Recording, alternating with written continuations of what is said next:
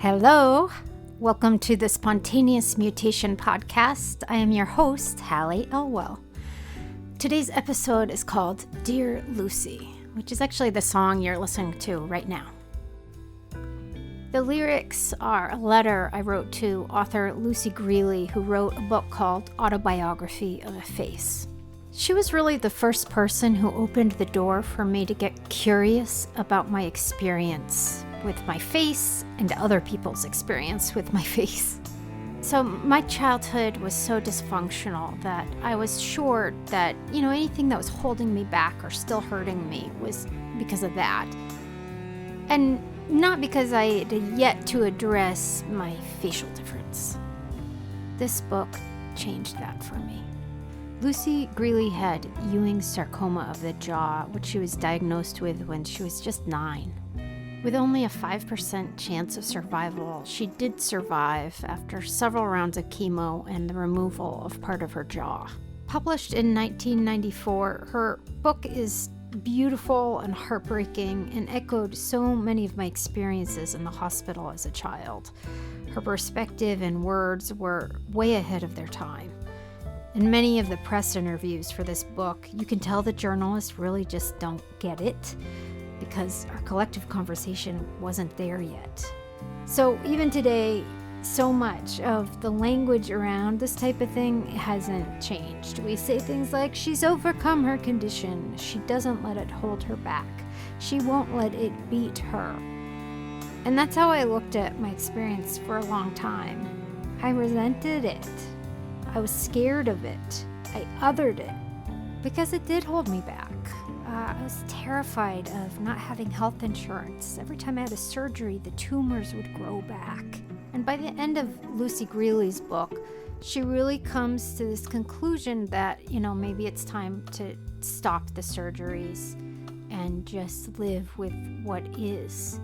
After, many rounds of being in the medical system, it can be hard to just realize, you're done.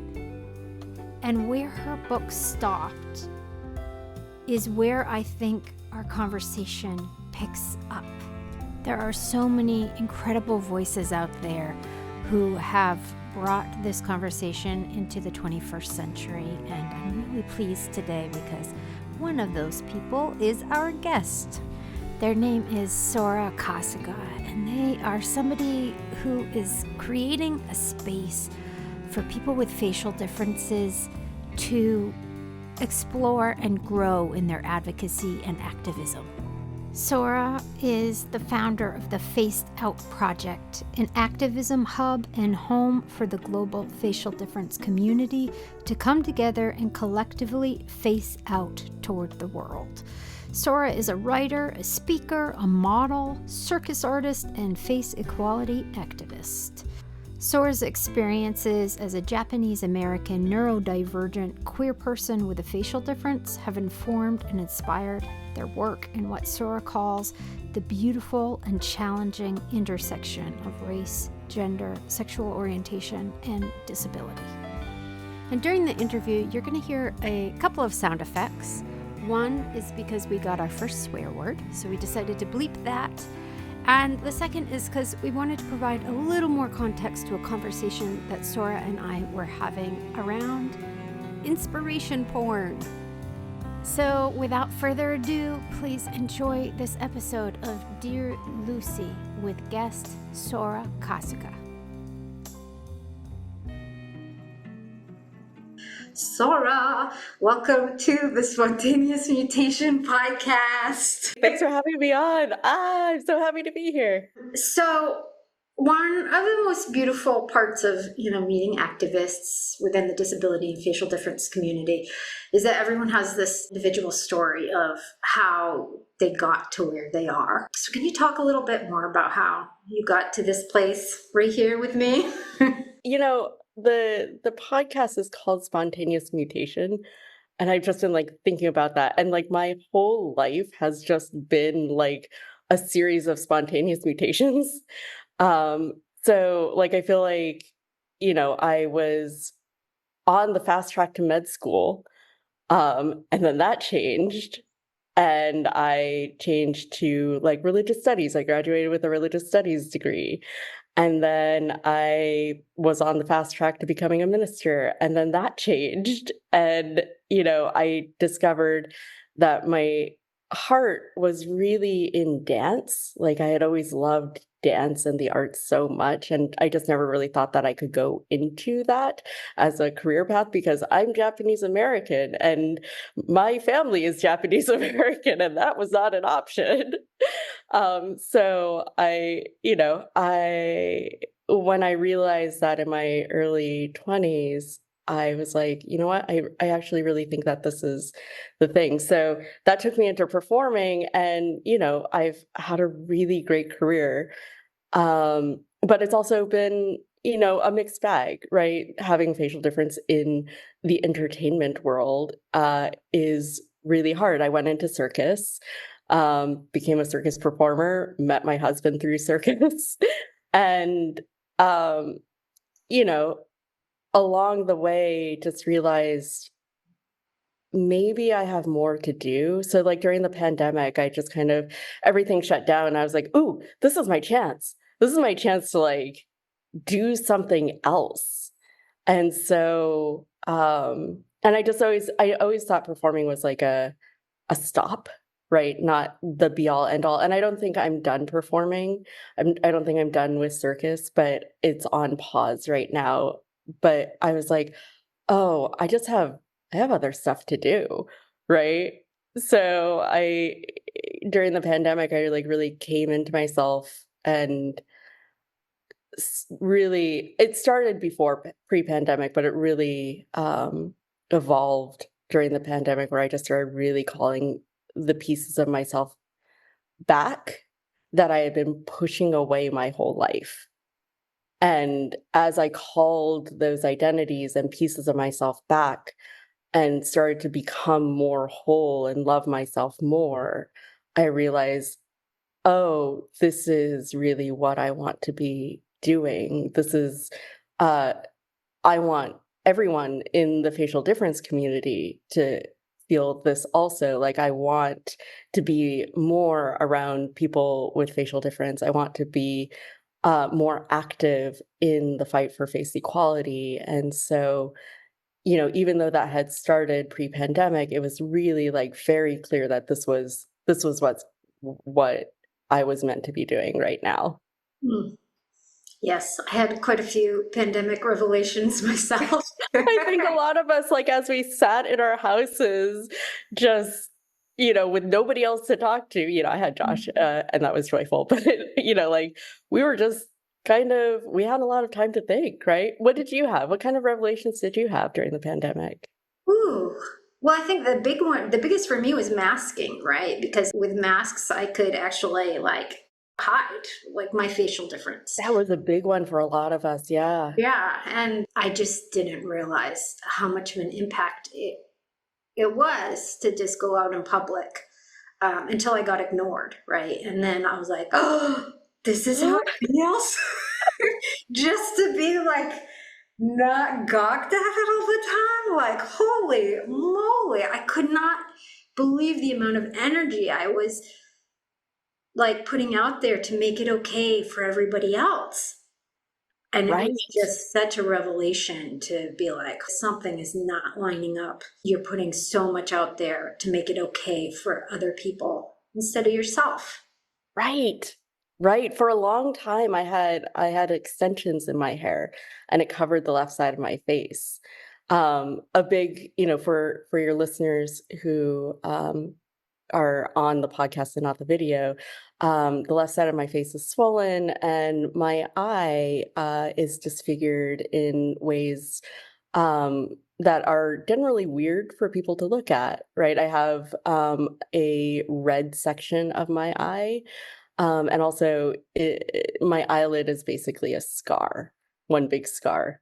So, masking didn't really do it totally for me during the pandemic, but earlier, like years earlier, I had these long extensions and it would just flop over the left side of my face. And that was a way I always said it wasn't. I was like, oh no, I don't need to hide. No, it's just because I like having long hair. But like really like my hair like could have been pulled back always. And sometimes it was, a lot of times it was, but it was always like draped to the left.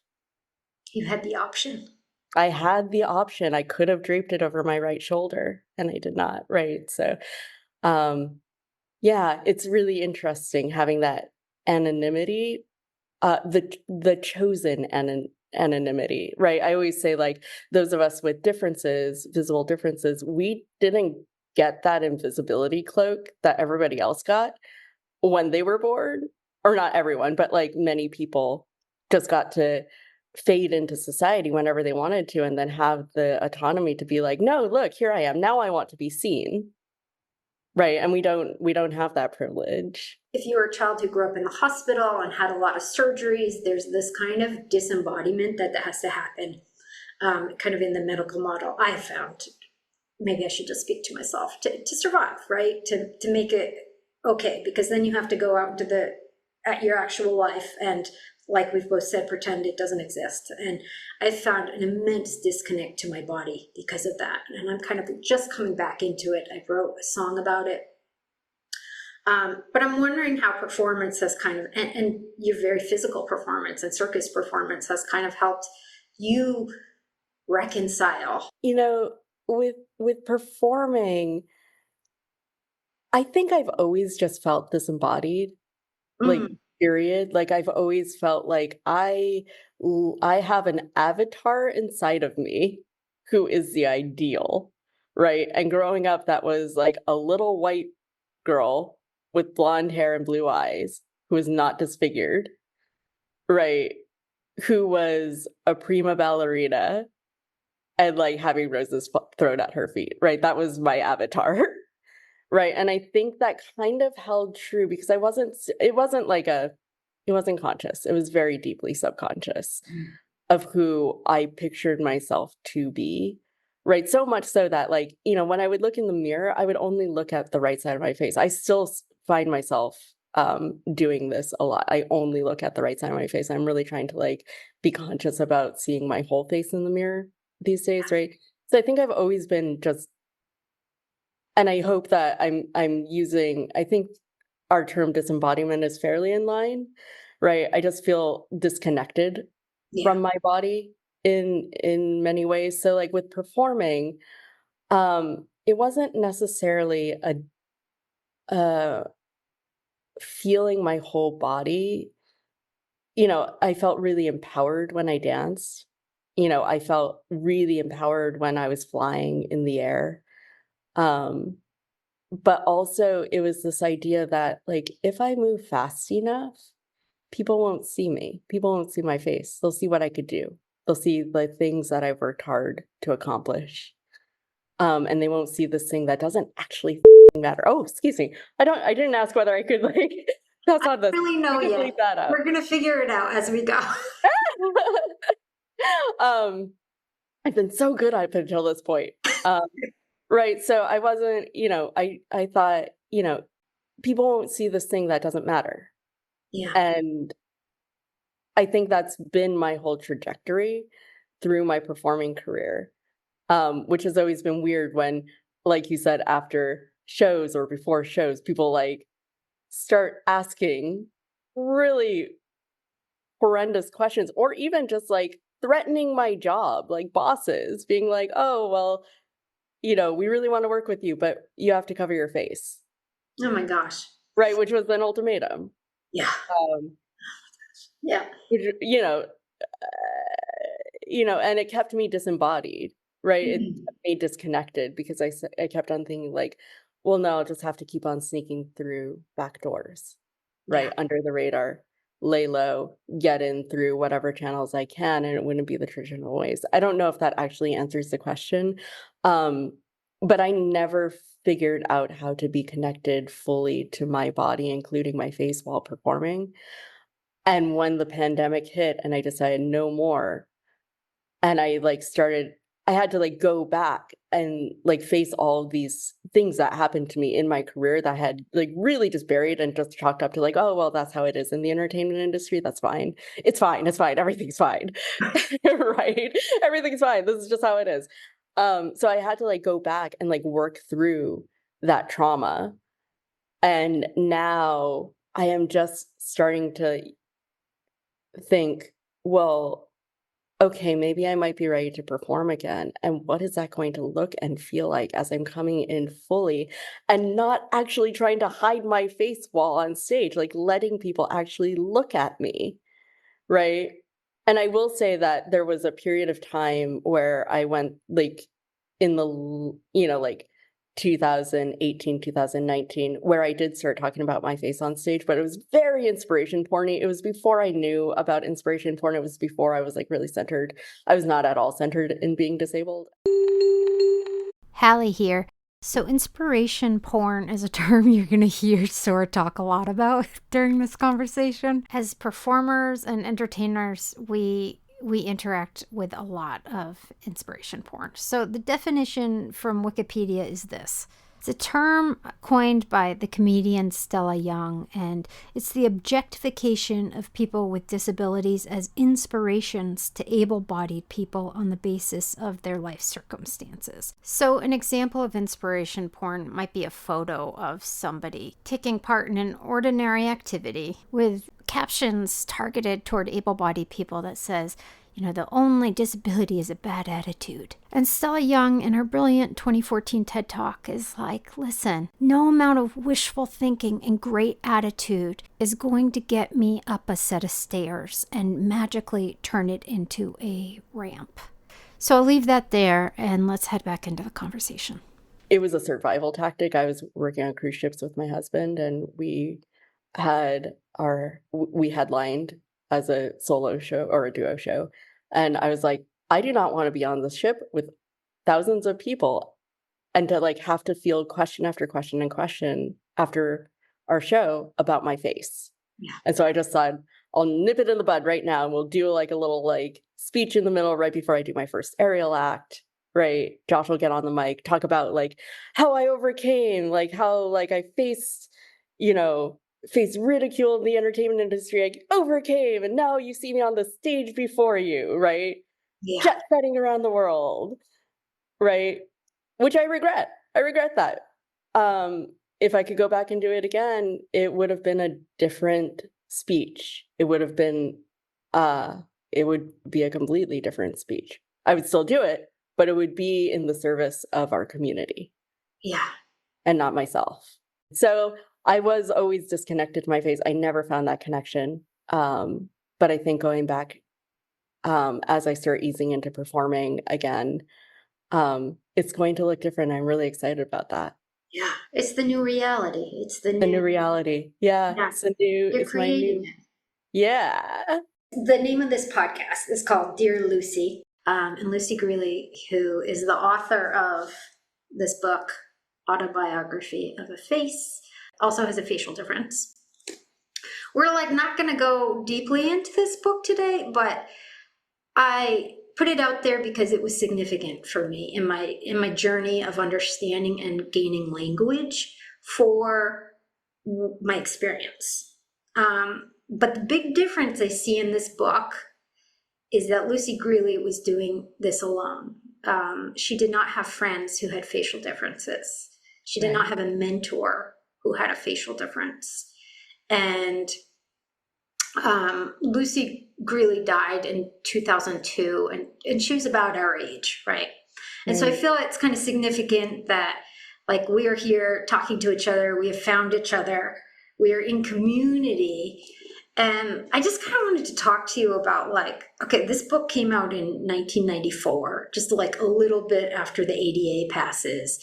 And just in your lifetime, what you have seen change. Again, getting us to this moment of Sora has founded this Faceout Project, which is a home for people with facial differences to find a community in all over the world. So just like, what have you noticed in your lifetime that feels pretty significant from the time that Lucy Grealy was writing in 1994? Right. So, like, you and I were born in the 80s, right? And I will say really quickly about the book because that was the first book I ever read about facial difference. And it was way before I was ever ready to accept it for myself to like come out as facially different, right? And it was a gut punch. Like that is not a happy book. Her book is not it's not inspiration porn, right? It is not your like success story. I conquered, I overcame, right? It is like a very real, very raw account of her life with a facial difference. So that was, I read that a long time ago and I was just like, oh, wow. This is, like so many similar experiences, but also like so, none of our experiences are exactly the same, right? And hers was felt so like she didn't have the support that I felt I had. I feel like I was really privileged to have a lot of support around me growing up from my family, from I had good friends growing up. And also I had the advantage of being ADHD, and so I just didn't notice a lot of things, right? Um, so anyway, so growing up in the 80s, like, you probably had the same experience, like, I didn't know anybody else with a facial difference growing up, right? I knew one kid in my high school, and he and I were friendly, but, like, he was a year behind me, a year or 2 behind me, so we'd, like, say hi in the hallways, and that was about the extent of our interaction. He was also Asian American, and now I'm like, I need to find this person again because like another Asian American with a facial difference is like very significant to me. You know, my parents didn't have resources. We weren't connected, even though these organizations existed. We didn't have those resources. Also, we didn't have internet until the 1990s, and then when we did, it was like very slow and very hard to find. So, um, you know, I didn't have community until like 2018, nor did I want it. I will say, because of internal ableism that has just been built up over my lifetime, I didn't want community. I wanted to be the inspiration for it. I wanted to be the person who overcame, the one who had the story, the one who like inspired the masses, right? Like I was like, that's me. I'm gonna be that person, right? My junior prom date was an amputee. My first thought was, oh wow, it's gonna be the freak show showing up to prom, right? Yeah. And like that's just, that's systemic.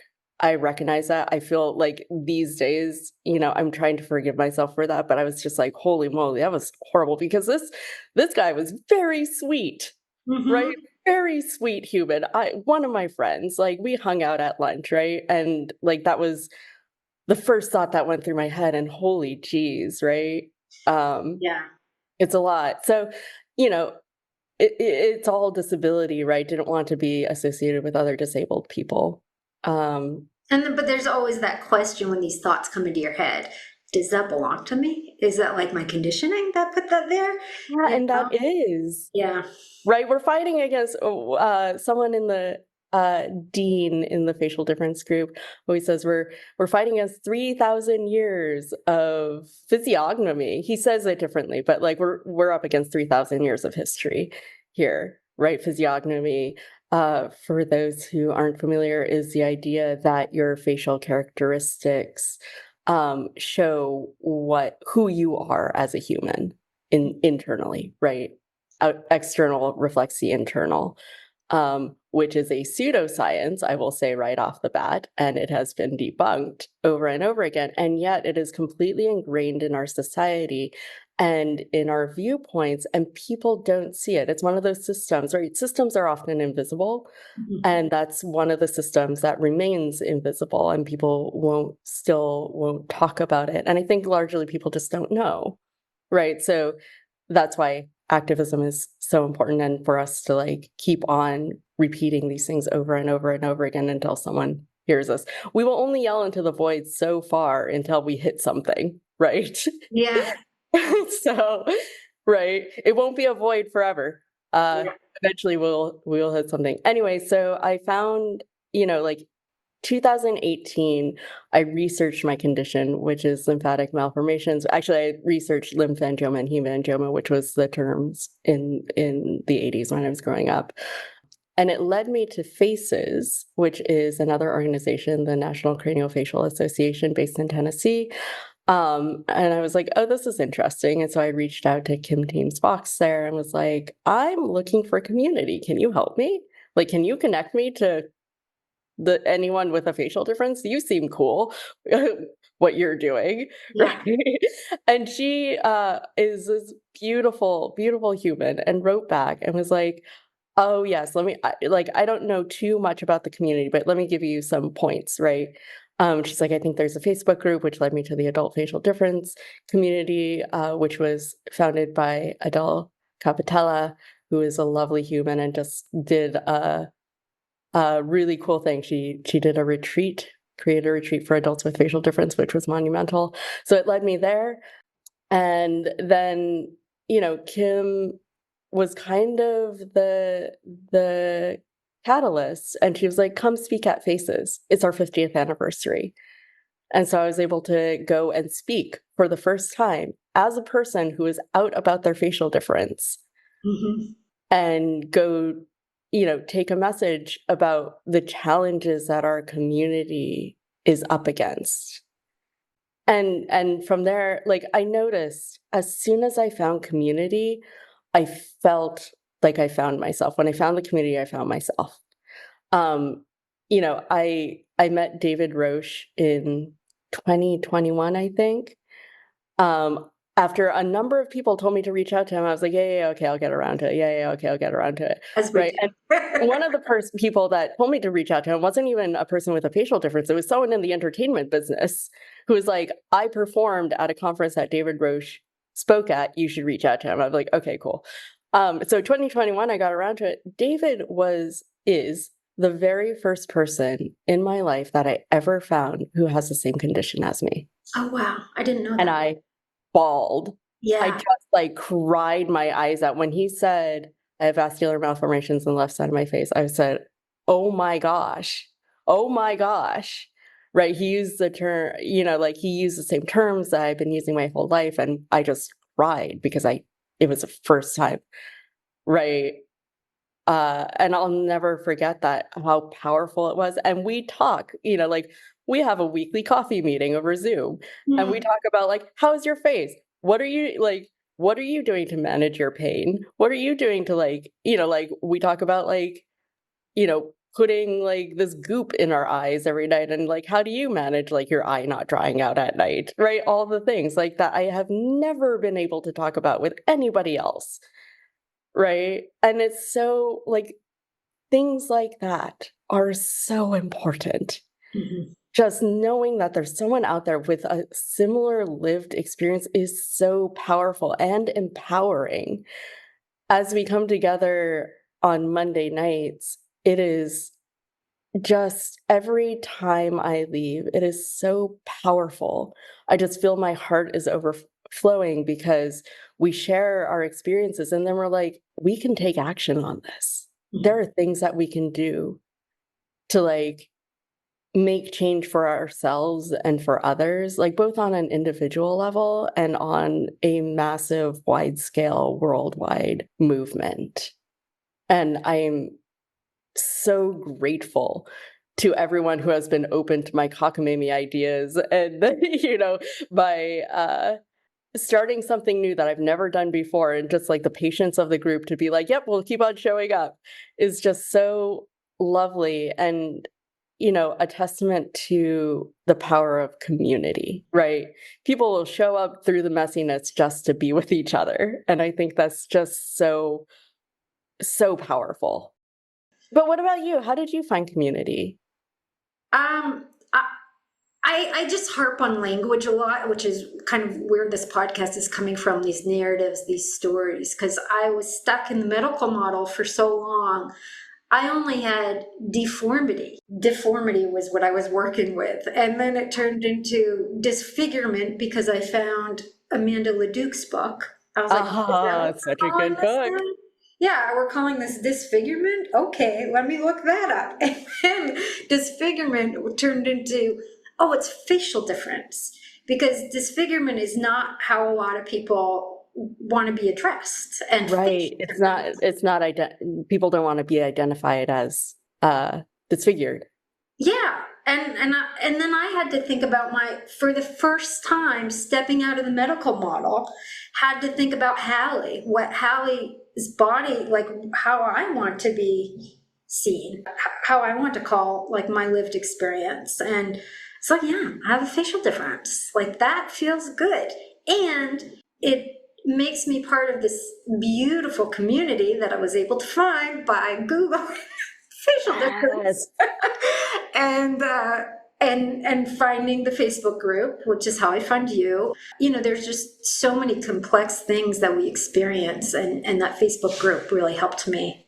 But it took a while, you know? It's like you have to have the language, you have to have the technology, right? Because as we said, you're changing this about yourself, but like you can't necessarily just walk up to someone on the street and be like, I noticed you had a facial difference. You have a facial difference. Like, Yeah. you want to talk? Let's get coffee. But then you're kind of challenging that and you're saying, actually, what if we do that?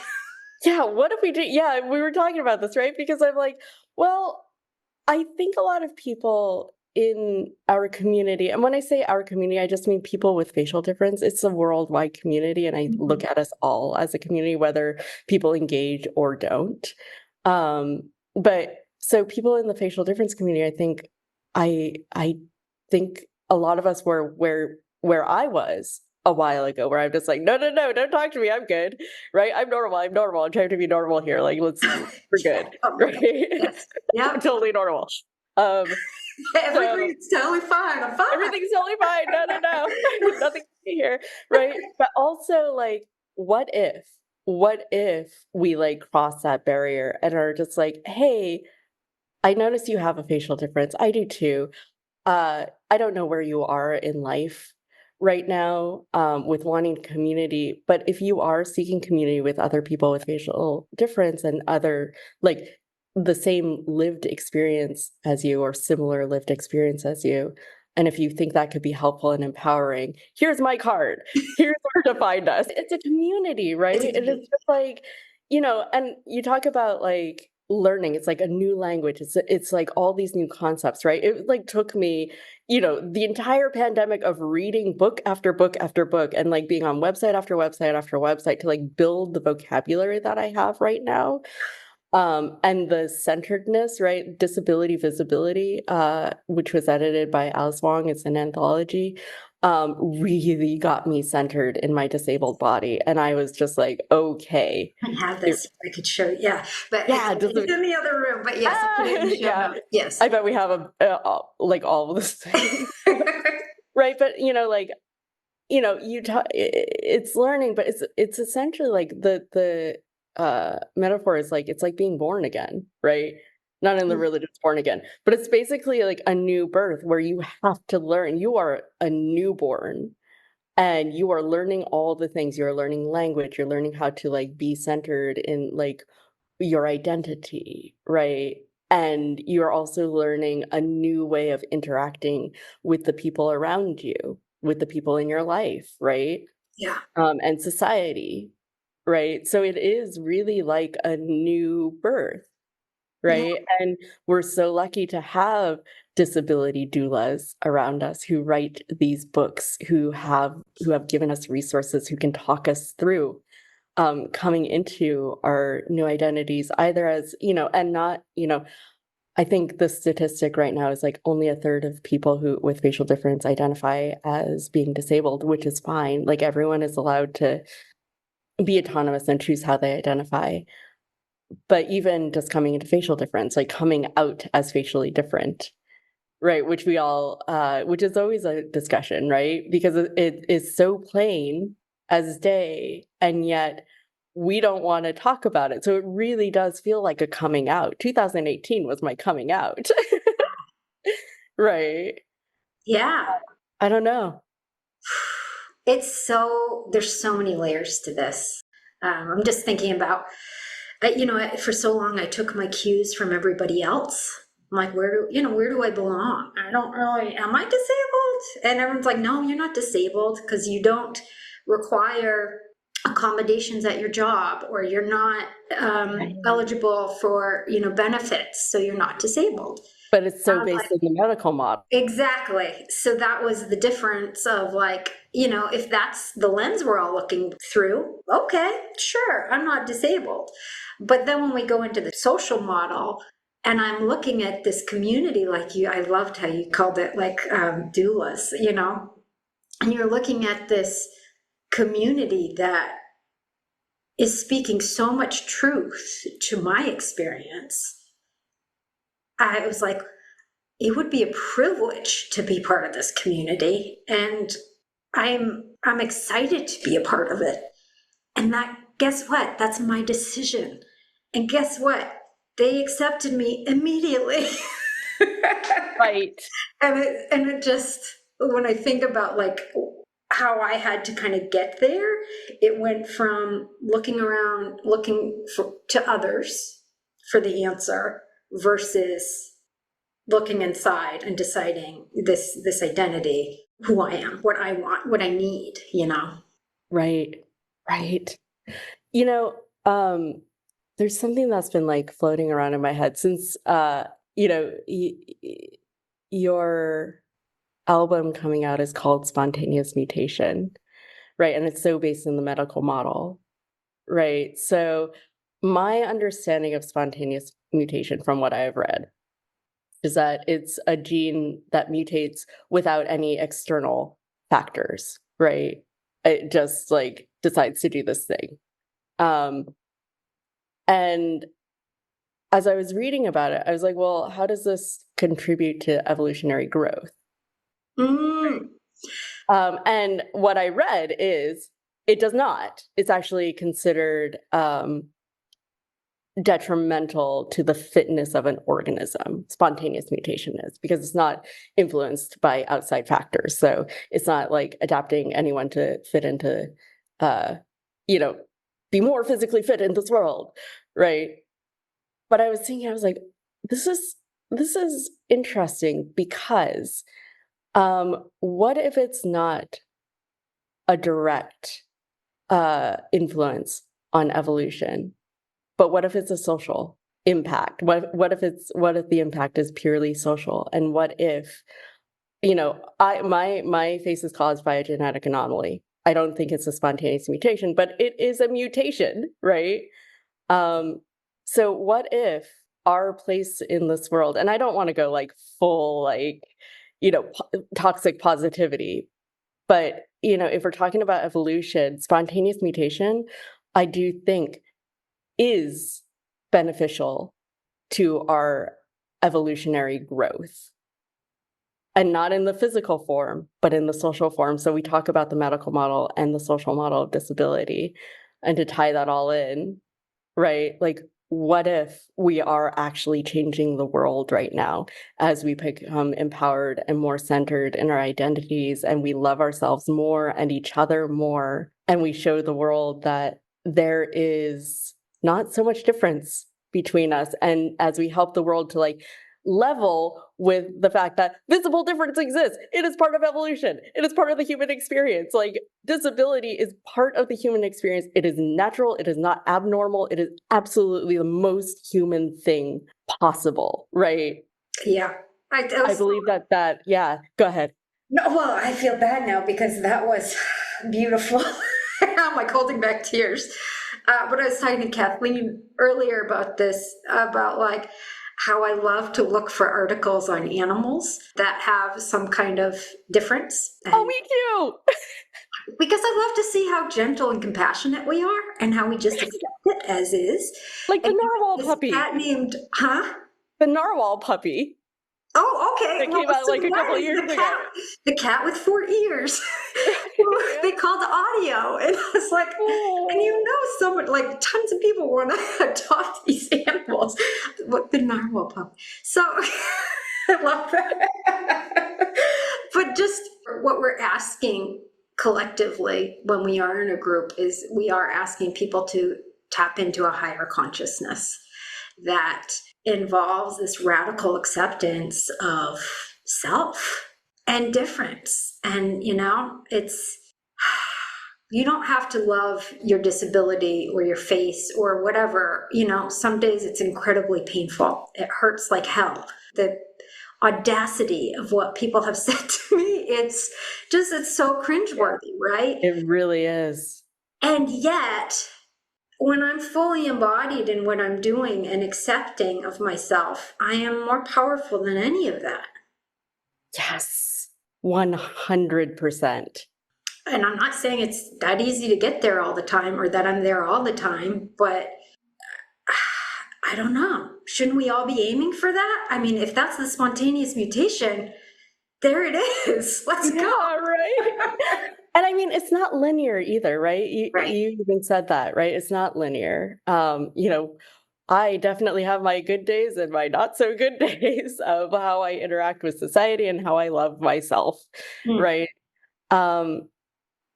Who said it? Someone just said it perfectly. That like some days I'll look in the mirror and I will love myself completely. I'll be like, hey, you're pretty awesome, right? And other days I'm like, I don't want to look at you, right?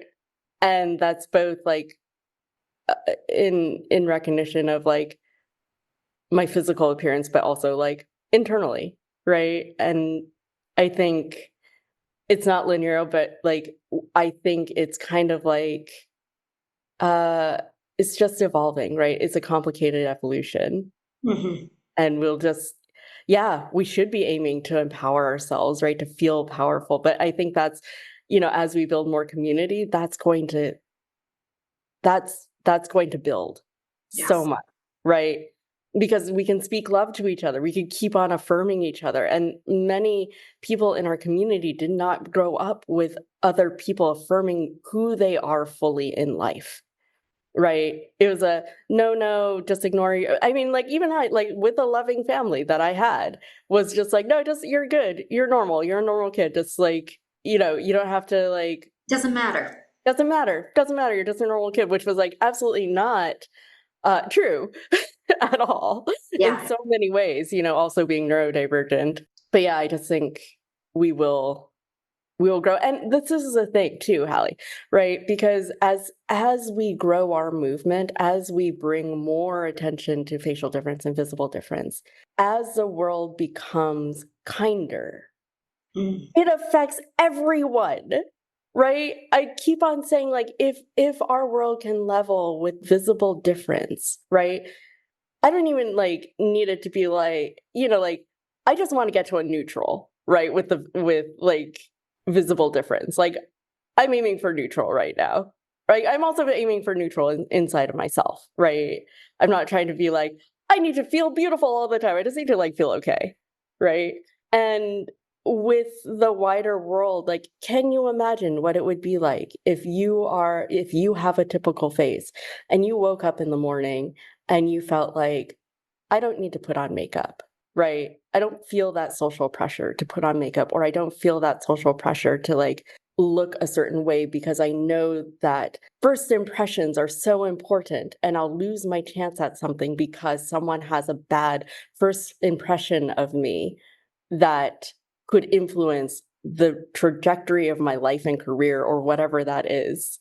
I think if we can level with visible difference, everybody's life will get better. And I just think across the board, and because so much bias comes out of first looks, and that is for race, that is for disability, that is for our trans community, that is for everything. So much comes out of visible bias.